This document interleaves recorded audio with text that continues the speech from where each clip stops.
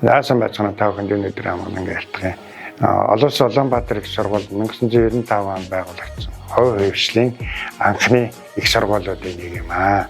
Манай сургуулиуд ирэх 5 жилд судалгааны их сургууль болохоор зорилттой ажиллаж байна.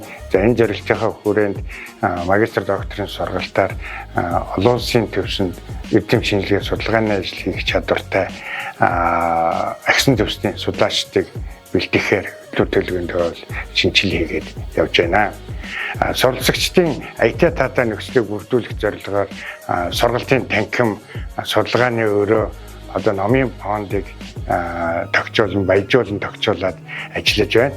За магистрийн сургалтыг 2002 оноос хойш эхлэн явуулж байна.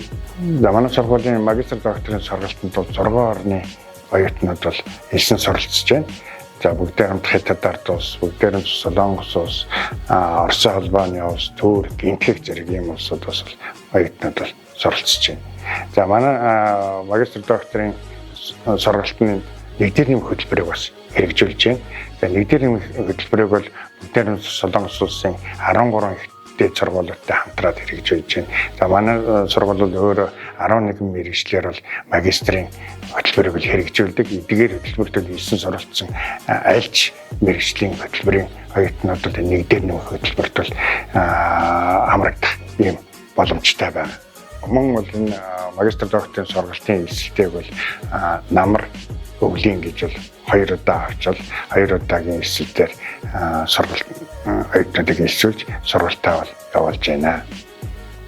За энэ өвлийн сургалт бол 2025 оны 2 сарын 25-ны хүртэл бүртгэл явагдаж байна. Та бүхнийг манай сургуульд бол элсэн суралцахыг урьж байна.